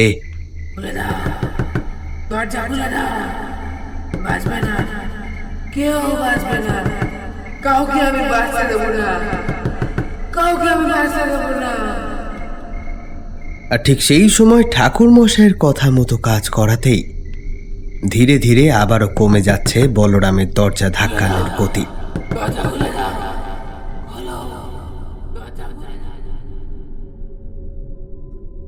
রাত তখন ঠিক কটা কে জানে। হঠাৎ একটা সময় একেবারে আসরিক শক্তি যেন ভর করল বলরামের শরীরে। তখন তাকে সামলানো মুশকিল হয়ে পড়ল। পাশে বসে কিশোরী ততক্ষণে ঘুমাচ্ছে। আমারও খানিকটা ঘুম ঘুম ভাব এসেছিল। তবে বলরামের দরজা ধাক্কানোর শব্দে আবারও হুঁশ ফিরে আসে। এহেন অবস্থায় কি করব কিছুই বুঝে উঠতে পারি না। ঠাকুরমশাইয়ের বলা কাজ করে চলেছি এক মনে, আর দেবী কালীকে ডেকে চলেছি। কিছুক্ষণ এভাবেই চলার পর লক্ষ্য করলাম একটা ধোঁয়াটে কুণ্ডলী বেরিয়ে আসছে বন্ধ ঘরটা থেকে। গিরিধারী বাবু প্রস্তুতি ছিলেন। রাত্রির চতুর্থ প্রহর শুরু হওয়া মাত্রই বেরিয়ে পড়লেন তিনি। একটু পরেই ঠাকুরমশাইকে সঙ্গে নিয়ে ফিরে এলেন তিনি। ঘড়িতে এবার সময় দেখলাম ভোর 4টে। কিছুক্ষণ পর ঠাকুরমশাই একটু থিতু হতেই ওনাকে সবটা খুলে বললাম। মাঝে মাঝে বলরামের তীব্র চিৎকার, কখনো জানলা দিয়ে বেরোনোর চেষ্টা, আর ওপরে পা তুলে হাত দিয়ে হাঁটা, সব শুনে ঠাকুরমশাই বললেন, এসব হবারই কথা। যাকে আর চিন্তা নেই, আপাতত আজকের সারাটা দিন মনে হয় ও স্বাভাবিক থাকবে। কিশোরী জিজ্ঞেস করল, ঠাকুরমশাই, রাতে আপনার পুজো ঠিক মতন সম্পন্ন হয়েছে তো? আর কোনো ভয় নেই তো? না কিশোরী, তেমন ভয় আর নেই। এবার শুধু রাতের অপেক্ষা। তবে গতকাল রাতে এমন একটা ঘটনা ঘটেছে যা তোমরা শুনলে বিশ্বাস করবে না। কিন্তু তোমাদের দুজোড়া চোখ কান সেটা শুনেই ছাড়বে, কি বলো? বৌঠানের সদ্য এনে দেওয়া চায়ের কাপটায় চুমুক দিয়ে সেটা নামিয়ে রেখে শুরু করলেন ঠাকুরমশাই। তখন রাতের তৃতীয় প্রহর শেষ হয়। দেবীর পূজা সম্পন্ন হয়েছে, হোমও অর্ধেক হয়েছে। ইতিমধ্যে কখন যে আকাশ মেঘে ঢেকে গিয়েছে বুঝে উঠতে পারিনি। হঠাৎ করে বিদ্যুৎ চমকানো শুরু হতেই বিষয়টা খেয়াল করলাম। দেখতে দেখতে আকাশ জুড়ে ঘন ঘন বিদ্যুৎ চমকাতে লাগলো। আমি অনুভব করলাম মনটা কেমন যেন বিচলিত হয়ে পড়ছে, বিঘ্ন ঘটছে মনোসংযোগে। আর ঠিক তখনই খেয়াল করলাম যজ্ঞবেদীর নিচ দিয়ে ধীরে ধীরে যেন জল উঠছে ওপরের দিকে। বুকটা ধড়াস করে উঠল। এই মুহূর্তে যজ্ঞের আগুন নিভে গেলে মহা সর্বনাশ হয়ে যাবে। তাই আমিও প্রাণপণে চেষ্টা চালিয়ে গেলাম। সমস্ত চরাচরে ছড়িয়ে যাওয়া আমার মনকে গুটিয়ে এনে এক বিন্দুতে নিবদ্ধ করলাম। একের পর এক আহুতি দিয়ে চললাম। মনে মনে দেবীকে স্মরণ করছি আর ঘিয়ে ডুবিয়ে পরিষ্কার বেলপাতা দিয়ে চলেছি আগুনে। বেশ কিছুক্ষণ এভাবে কাটল। একটা সময় দেখলাম যজ্ঞের আগুন আবারও জ্বলে উঠেছে। জল ওঠা বন্ধ হয়েছে মাটি থেকে। তোমরা তো জানোই, আগেও বলেছি, হোম শেষে অগ্নিদেবকে শান্ত করার জন্য আগুনে দুধ ও জল আহুতি দিতে হয়। তো আমিও হোমের আগুনে দুধ আর গঙ্গা জল ঢালার জন্য যেই দুধের ঘটি হাতে তুলে নিয়েছি, দেখি তো আমার ঘটিতে উজ্জ্বল সাদা দুধের বদলে রয়েছে লাল রক্ত। রক্ত? কিন্তু দুধ থেকে রক্ত কিভাবেই বা হয়ে গেল? আমি যদিও এমন একটা ঘটনার জন্য মনে মনে কিছুটা প্রস্তুতি নিয়েছিলাম। জানতাম যে বিরুদ্ধ শক্তি আমাকে বাধা দেওয়ার চেষ্টা করছে, সে তো এত সহজে আমাকে সফল হতে দেবে না। বারংবার ব্যাঘাত সে ঘটাবেই। মনকে শক্ত করলাম। ঘৃতাহুতির পিতলের কুশিটা নিয়ে একটা বিশেষ মন্ত্র পড়ে হোমের নিভু নিভু আগুন থেকে একটা পোড়া কাঠ বের করে সেটা ঘটির মধ্যে ডুবিয়ে দিলাম। কাঠের গনগনে আগুন জলের স্পর্শে ফটাফট শব্দ করল। কাজ হলো তাতেই। সঙ্গে সঙ্গে ঘটির মধ্যে পুনরায় ফিরে এলো দুধ ও গঙ্গা জলের মিশ্রণ। এরপর আমি সেটা দ্রুত হোমে সমাপনের মন্ত্র পড়ে হোমের মধ্যে একটু একটু করে মিশ্রণ ঢেলে শান্ত করলাম অগ্নিকে। ততক্ষণে ভোরের আলো ফুটেছে আকাশে।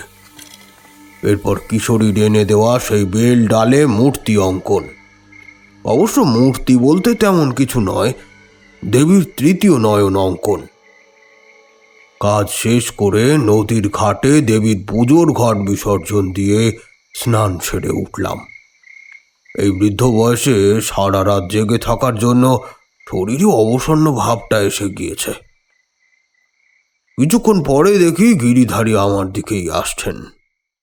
ঠাকুর মশাইয়ের কথা শুনে স্বস্তি পেলাম বটে, কিন্তু তিনি এটাও বললেন, আজ রাতেও নামবে অন্ধকার, আজ অমাবস্যা। ঠাকুর মশাই যে কি করতে চাইছেন সেটা আমাদের কাউকে পুরোপুরি খুলে বলেননি, তাই আমরা একরকম ধোঁয়াশার মধ্যে রয়ে গিয়েছি। কিছুক্ষণ পর বলরামের ঘরটা খোলা হলো। সেই ঘরের মেঝেতে শুয়ে আছে বলরাম, এবং তার সারা শরীরে আঁচড় কামড়ের দাগ। একটা ভীষণ ভ্যাপসা আঁশটে গন্ধ সমগ্র ঘর জুড়ে। পাখির পালক, রক্ত ছড়িয়ে ছিটিয়ে রয়েছে সারা ঘরে। ঘরের কোনায় একটা কালো পায়রার দেহাবশেষও দেখা গেল।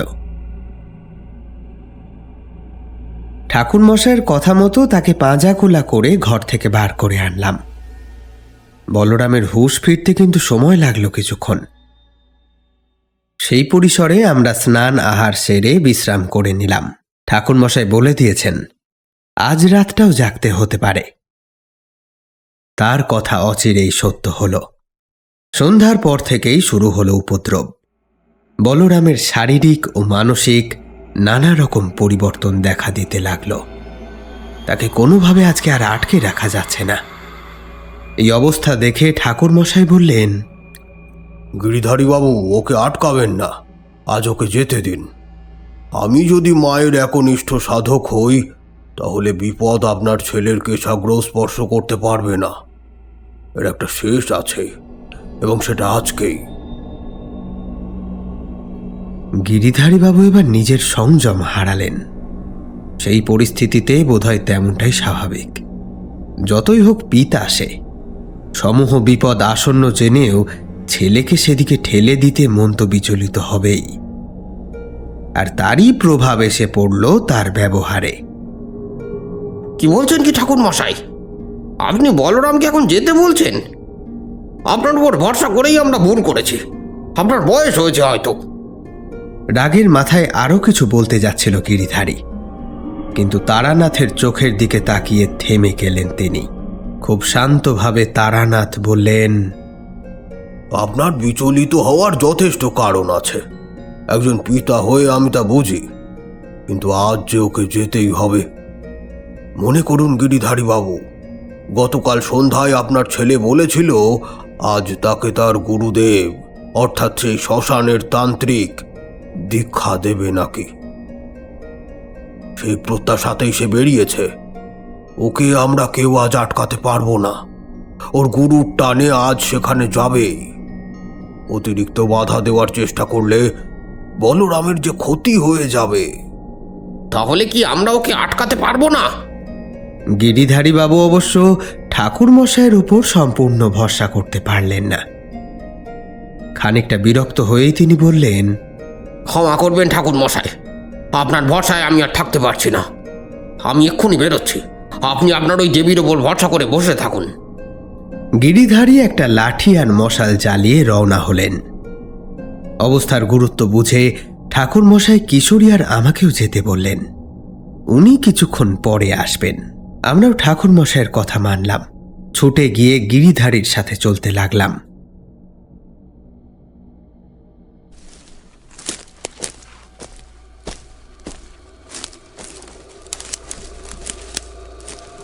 নীরবে পথ চলছি। আমি আর কিশোরী কেউ কোনো কথা বলছি না। তবে লক্ষ্য করছিলাম গিরিধারীর উদ্বেগ ক্রমেই বাড়ছিল। তিনি নিজের দু হাত কচলাতে কচলাতে যতটা দ্রুত সম্ভব হেঁটে চলেছেন।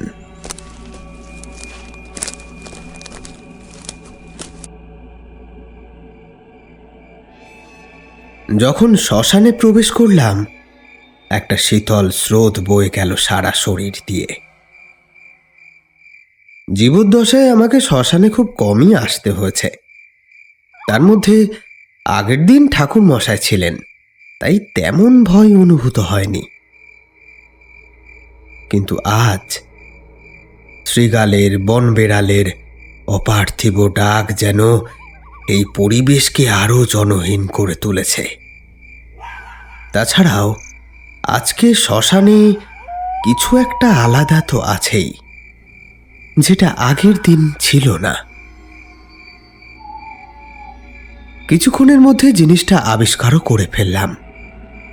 তীব্র পচা আর অসহনীয় পোড়া গন্ধ ছড়িয়ে আছে সমগ্র পরিবেশ জুড়ে। গাটা ছমছম করে উঠল। দূরে দেখা যাচ্ছে সেই তান্ত্রিকের কুঠির। কুঠিরের সামনে একটা বড় পাকুর গাছের আড়ালে আমরা সকলে দাঁড়ালাম, যাতে ওই লোকটা আর বলরাম আমাদেরকে দেখতে না পায়, অথচ আমরা তাদের কর্মকাণ্ড ভালোভাবে দেখতে পারি।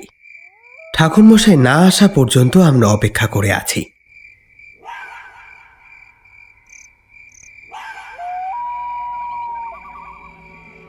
আর দেখে চলেছি কর্মকাণ্ড। আজ ওই কুঠিরের মধ্যে স্থাপন করা হয়েছে কিশোরীর দেখা সেই মূর্তিটা। কিশোরীর মুখে শোনা বর্ণনা থেকেও সামনাসামনি মূর্তিটা দেখতে আরো বেশি ভয়ঙ্কর। প্রথম দেখাতেই অবশ্য মনে হয় ও যেন মহিলা জরাসুরের মূর্তি, কিন্তু ভালো করে দেখলে মূর্তির মধ্যে অনেক ভয়ঙ্কর নতুনত্ব ধরা পড়ে, যা এই রাতের বদ্ধ শ্মশান ভূমিতে শরীরের শিরদাঁড়া দিয়ে শীতল স্রোত বইয়ে দেওয়ার জন্য যথেষ্ট। মূর্তির 3টে মাথা, 6টি চোখ, 2টি হিংস্র সদন্ত বেরিয়ে রয়েছে সাপদের ন্যায়। মাথার চুলের বদলে সেখানে কিলবিল করছে ফনা তোলা সাপ। কণ্ঠে করটির মালা। মূর্তিটার ঠিক সামনে প্রস্তুত করা হয়েছে হোমকুণ্ড।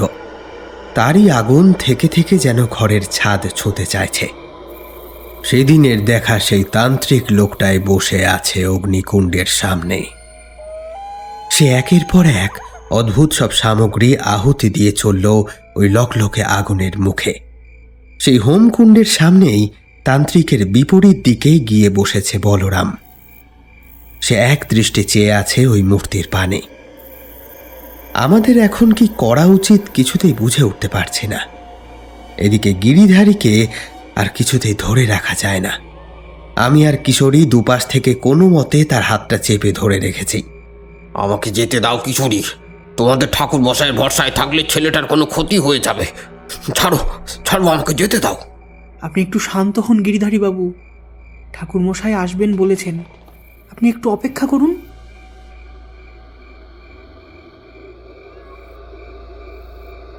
অপেক্ষা যেন আর শেষ হয় না। এভাবে ঠিক কতক্ষণ কাটলো কে জানে। এমন সময় কাঁধে একটা হাতের স্পর্শ পেলাম। ঘুরে দেখলাম ঠাকুর মশাই। তার হাতে ধরা রয়েছে সেই ত্রিশূলাকৃতি বেলকাঠ। স্মিত হেসে তিনি চোখের ইশারায় আমাদেরকে সেখানেই অপেক্ষা করতে বলে নিজে কুটিরের দিকে চলে গেলেন। যে গিরিধারী এতক্ষণ ছটফট করছিল, সেও দেখলাম ঠাকুর মশাইয়ের ইঙ্গিত পেয়ে কেমন যেন শান্ত হয়ে গেল। ওদিকে শ্বাস রুদ্ধ করে আমরা দেখে চলেছি সামনের দৃশ্য। ওই রক্তাম্বর পরিহিত তান্ত্রিক লোকটি এবার হোমকুণ্ড ছেড়ে কি একটা কারণে ঘরের ভেতরে গেল। বলরাম তখনও এক দৃষ্টে তাকিয়ে আছে মূর্তির দিকে। ঠাকুরমশাই এই পরিসরে খুব দ্রুত সেখানে পৌঁছলেন। তারপর তার ঝোলা থেকে কিছু একটা বের করে হাতে অদ্ভুত এক মুদ্রা করলেন। তারপর হাতে ধরা বস্তুটা রেখে দিলেন ওই সাধকের আসনের নিচে। তারপর পুনরায় ফিরে এলেন গাছের আড়ালে।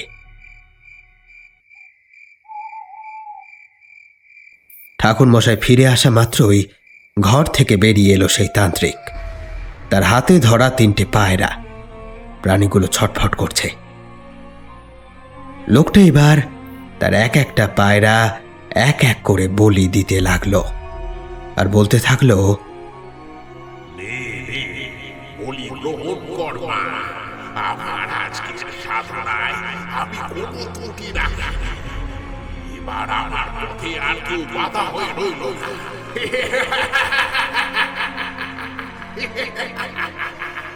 দে মা, বলি গ্রহণ কর। পায়রার কণ্ঠনালী চিরে তার মস্তক সহ রক্ত উৎসর্গ করল ওই মূর্তির মাথা বরাবর।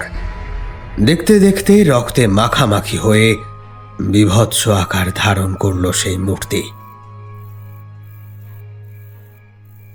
তৃতীয় বলি সমাপ্ত হতেই হঠাৎ দুলে উঠল মাটি।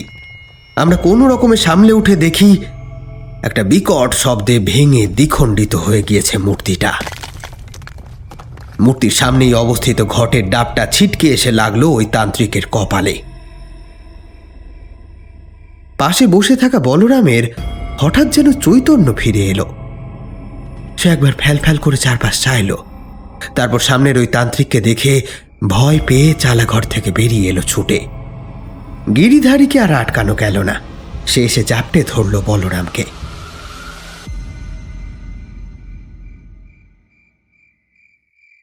ওদিকে সেই তান্ত্রিক প্রাথমিক ধাক্কা সামলে কোনো ক্রমে মূর্তি সোজা করে নিচে উঠে বসেছে। এই সময় ঠাকুরমশাই তার হাতে ধরা বেলকাঠটাকে শক্ত করে ধরলেন। ঝোলা থেকে সিঁদুর জাতীয় একটা রঙিন গুঁড়ো বের করে বলরামের কপালে লাগিয়ে দিলেন। ঘরের ভেতর থেকে এতক্ষণে বিষয়টা লক্ষ্য করল সেই তান্ত্রিক। তারানাথের উপস্থিতিও সে টের পেল এবার।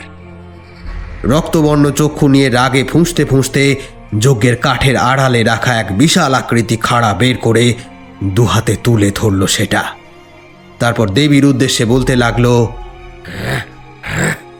মারে, তুই তোর সাধনা আমাকে সমাপ্ত করতে দে। কোনো এক দুরাচারী আমার ক্রিয়ায় বাধা দিচ্ছে। আমি জানি, সেই জন্যই এত দুর্ঘটনা ঘটছে। কিন্তু কিন্তু সে জানে না গম্ভীরা সেই সব বাধা দিব্যি কাটিয়ে দিতে পারে। আমায় আশীর্বাদ কর মা, যেন যেন তোর চরণে উপযুক্ত বলি দিতে পারি। আমাদের অবাক হওয়ার তখনও বাকি। 3টে জীবন্ত পায়রা বলি দেওয়া তো সম্পূর্ণ হয়েছে, এখনো তার বলিদান বাকি আছে। এদিকে আশেপাশে তো আর কোনো প্রাণী দেখা যাচ্ছে না। তাহলে ওই তান্ত্রিক কি বলি দেবে?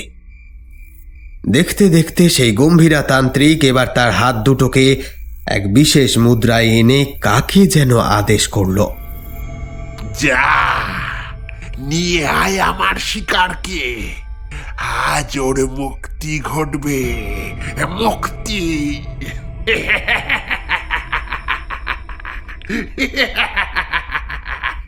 নিয়ে আয়। কথা শেষ করে বিচ্ছিরি রকম ভাবে হেসে উঠল কাপালিক। আর আমরা দেখলাম বাতাসে ভর করে একটা আবছা কালো অবয়ব এগিয়ে এলো বলরামের দিকে। ততক্ষণে বলরামের চারপাশে বেলকাঠ দিয়ে একটা গণ্ডি কেটে দিয়েছেন তারানাথ। আমি আর কিশোরী আড়াল থেকে দেখে চলেছি সেই অদ্ভুত অলৌকিক কাণ্ড কারখানা। এতদিন যা কেবল তারানাথের বলা গল্পেই আমরা শুনেছি, কখনো বিশ্বাস করেছি, কখনো ফুৎকারে উড়িয়ে দিয়েছি। কিন্তু আজ সম্পূর্ণ সচেতন অবস্থায় নিজেদের চোখের সামনে সেসব ঘটতে দেখছি। কিংকর্তব্য বিমূঢ় হয়ে কেবল দেখে গেলাম। মুখে একটাও রা কাটার ক্ষমতা আমাদের তখন নেই। দেখলাম ওই গম্ভীরা তান্ত্রিকের নির্দেশে শূন্যে পা খেয়ে উঠল একটা কালো ধোঁয়া। তারপর সেটা ধেয়ে গেল বলরামের দিকে। বলরাম ভয়ে চোখ ঢেকে নিয়েছে। গিরিধারীর অবস্থাও আমাদের মতোই। কালো ধোঁয়াটা মুহূর্তে বলরামের কাছে পৌঁছে গেল, কিন্তু অনেক চেষ্টা করেও বলরামকে সে ছুঁতে পারল না। শূন্যে থাকা অদৃশ্য কোনো বাঁধনে বাধা পেয়ে ছিটকে সরে যেতে থাকলো প্রতিবারই। এই সময় ঠাকুরমশাইয়ের দিকে চোখ গেল আমার। কাঠের পুতুলের মতো নিথর হয়ে গিয়েছে তার সর্বাঙ্গ। কেবল ঠোঁট দুটো মৃদু ফাঁক হয়ে বিড়বিড় করে পড়ে চলেছে মন্ত্র। কালো ধোঁয়াটা তখনও চেষ্টা করে চলেছে, কিন্তু কোনোভাবেই সফল হতে সে পারছে না। গম্ভীরা এবার বজ্রনাদের মতো রুক্ষ স্বরে খেঁকিয়ে উঠল। শয়তান নরাধম, আমার কার্যে বাধা সৃষ্টি করিস? কি ভেবেছিস তুই ভদ্রকালী তোর সহায় হবে? হ্যাঁ, এই এক টুকরো বেল কাঠ দিয়ে তুই আমায় আটকাতে পারবি? তারানাথ, আমার কাছে তুই কাটা হয়ে দাঁড়াচ্ছিস কেন? সাবধান তারানাথ। এই বলে হাওয়ার গতিবেগে ধেয়ে এলো বলরামের দিকে। এবার আর গণ্ডি তাকে আটকাতে পারল না। বলরামের হাত চেপে ধরল সে। তারপর পুনরায় খ্যাক খ্যাক করে হেসে বলল, মা, মা, আজ তোর চরণে ভোগ দেব মা, ভোগ। এসো বলরাম, তুমি না সাধনার বিধি শিখবে? এসো, শিখিয়ে দিই তোমায়। এতক্ষণে গিরিধারীর সম্বিত ফিরেছে। সে ছুটে এসে টেনে ধরল বলরামের আর এক হাত। না না, আমার ছেলেকে আমি কিছুতেই ছাড়বো না, কিছুতেই ছাড়বো না, যেতে দেবো না। হাত ছাড়ো গিরি, বল প্রয়োগ করতে বাধ্য করো না। বাড়িতে তোমার স্ত্রী একা রয়েছে না? তার যদি হঠাৎ শ্বাস বন্ধ হয়ে যায়, কি করবে তুমি? এই যে একটু আগে দেখলে ওই কালো ধোঁয়াটা, সে এতক্ষণে তোমার বাড়ির পথে চলে গিয়েছে। এরপর কি ঘটবে সেটা আন্দাজ করতে পারছো নিশ্চয়ই, হ্যাঁ? ভয়ে গিরিধারী পাথর হয়ে গেল। বলরামের হাতটা ছেড়ে দিতে বাধ্য হলো। এদিকে তারানাথের কিন্তু কোনো ভাবান্তর নেই। সে চোখ বুজে দাঁড়িয়েই আছে। ওই তান্ত্রিক বলরামকে নিয়ে এবার এগিয়ে গেল তার আরাধ্যার দিকে। আমি আর নিজেকে সামলাতে পারলাম না। লোকটা তার মানে কি সত্যি সত্যি বলি দেবে নাকি বলরামকে? কি সর্বনাশ! ঠাকুরমশাই কেন কিছু করছেন না এখনো? আমি ছুটে গেলাম ঠাকুরমশাইয়ের কাছে। আরে ঠাকুরমশাই কিছু করছেন না কেন? আপনি কি চান? ছেলেটার ভয়ঙ্কর ক্ষতি হয়ে যাক? কিছু করুন। একজন সাধকের অভিচার ক্রিয়ায় বাধা দেওয়া নিয়ম বিরুদ্ধ, তাই আমার হাত বাঁধা। যা করার ওই বলরামই করবে। গিরিধারী বাবু সম্পূর্ণরূপে ভেঙে পড়েছেন। কিছু বলা বা করার অবস্থায় তিনি আর নেই। এদিকে আমি আর কিশোরীও বড্ড অসহায় বোধ করছিলাম। কি করব কিছু স্থির করতে পারছিলাম না। একটা সময় মনে হলো আর কিছু ভাবার অবকাশ নেই আমার কাছে। চোখের সামনে একটা বাচ্চা ছেলেকে বলি দেওয়া হবে, সেটা তো আর চেয়ে চেয়ে দেখতে পারি না। আমার মনুষ্যত্ব যেন কিছুতেই আমাকে আর স্থির থাকতে দিল না। জগতের সবকিছু ভুলে গেলাম এক মুহূর্তের জন্য। এখন আমার যা হয় হোক, ওই খ্যাপাটে তান্ত্রিকের হাত থেকে বলরামকে বাঁচানোই হবে প্রধান উদ্দেশ্য। তাই দেহের সমস্ত সাহস একত্রিত করে আমি পা বাড়াতেই যাব, এমন সময় ঠাকুর মশায়ের কণ্ঠ শুনতে পেলাম। তিনি হাসছেন। থমকে দাঁড়িয়ে গেলাম। সেই সাথে আশ্চর্যও হলাম বিস্তর। রাগও হলো প্রচুর। এই পরিস্থিতিতে তার হাসি পাচ্ছে। ঠাকুর মশাইয়ের দিকে ফিরে কিছু একটা বলতেই যাব। আরে গম্ভীরা, তুমি এত বোকা জানতাম না তো। এই মূর্তি পুজো করছো মানে নিশ্চয় জানো একটা সামান্যতম ভুলেও কি ক্ষতি হয়ে যেতে পারে তোমার। বোধহয় স্মরণে নেই, তাই না? বলরামের শরীরে যে ক্ষত আর খুদযুক্ত বলি নিবেদন করতে চাইছো মায়ের কাছে? আমাকে আর নিশ্চয় মনে করিয়ে দিতে হবে না। ততক্ষণে হাড়ি কাঠ প্রস্তুতি প্রায় শেষ করে ফেলেছিল গম্ভীরা। তারানাথের এই কথা শুনে এবার থমকে গেল সে। বলরামের শরীরে খুঁত? কই, সে তো কোনো খুঁত দেখেনি। এই একটু আগেও তো কোনো খুঁত ছিল না। এমন সময় গম্ভীরার নজর গেল বলরামের হাতের কবজির কাছে। ওই লাল রঙের ওটা বলরামের কবজিতে কি লেগে আছে? রক্ত। বুকটা ধড়াস করে উঠল গম্ভীরা তান্ত্রিকের। কি মনে হতেই নিজের বাঁ হাতটা চোখের সামনে তুলে ধরল সে। দেখল তার নিজের হাতের কোড়ে আঙুলের নখের উপরও লেগে রয়েছে রক্ত। মুহূর্তের মধ্যে ভয়ানক উপলব্ধিটা হলো তার।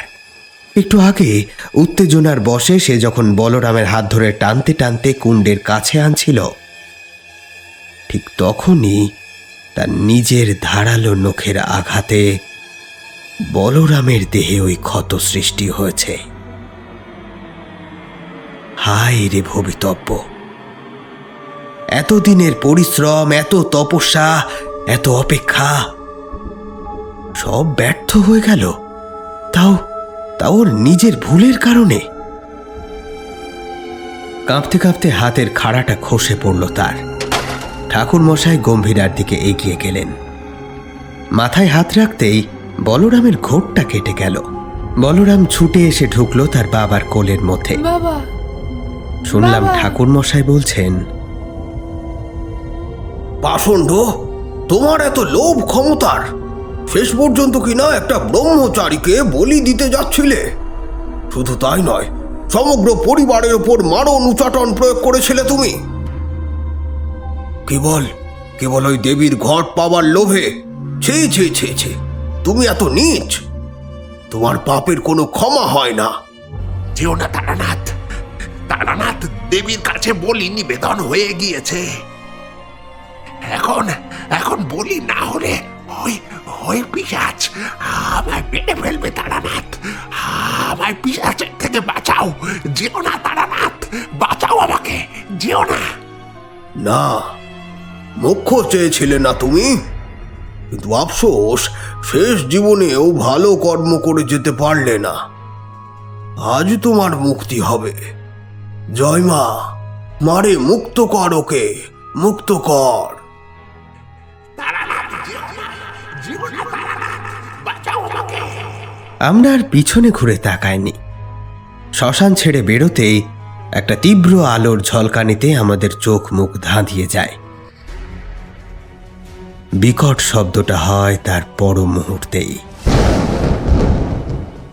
পিছনে ঘুরে দেখলাম শ্মশানের সেই চালা ঘরটার উপর বাজ পড়েছে। দাউ দাউ করে জ্বলে উঠেছে সেটা। আগুন জ্বলা অবস্থায় বিভৎস মূর্তিটাকে আরো যেন বিভৎস লাগছে। ঘরের ভেতর থেকে ছিটকে বেরিয়ে এসেছে সেই গম্ভীরা তান্ত্রিক। তার সারা শরীর আগুনে পুড়ে যাচ্ছে।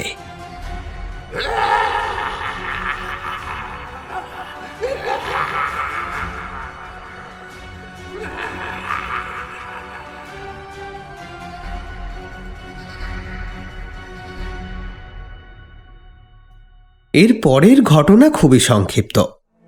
আরও একটা দিন থাকতে পেরেছিলাম সেখানে। দেখলাম বলরাম বড় মেধাবী আর অনুসন্ধিৎসু বালক। ওদিকে ছেলেকে স্বাভাবিক অবস্থায় ফিরে পেয়ে গিরিধারী ও বৌঠান দুজনেই খুব খুশি। তাছাড়া গিরিধারী বেজায় লজ্জায় পড়েছে। ঠাকুরমশাইয়ের প্রতি তার ঐরূপ ব্যবহারে যথেষ্ট অনুতপ্ত সে। আমাদের ঠাকুরমশাই অবশ্য দিলদরিয়া মানুষ। সংকীর্ণতা তার কেশাগ্রও স্পর্শ করতে পারেনি কোনোদিন। তাই ওই রকম কঠিন পরিস্থিতিতে গিরিধারীর ঐরূপ ব্যবহার অত্যন্ত স্বাভাবিক ছিল ঠাকুরমশাইয়ের চোখে। আসলে বলরামের এই বিশেষ গুণকে কাজে লাগিয়েই ওই গম্ভীরা ক্ষমতাশালী হতে চেয়েছিল। এরপর ঠাকুর মশাইকে ওই গম্ভীরা তান্ত্রিকের বিষয়ে প্রশ্ন করেছিলাম, তবে উনি কোনো উত্তর দেননি, শুধু বলেছিলেন, এখনো সময় আসেনি, তবে চিন্তা করো না, তোমাদেরকে না বলে যে আমি শান্তিতে মরতেও পারবো না।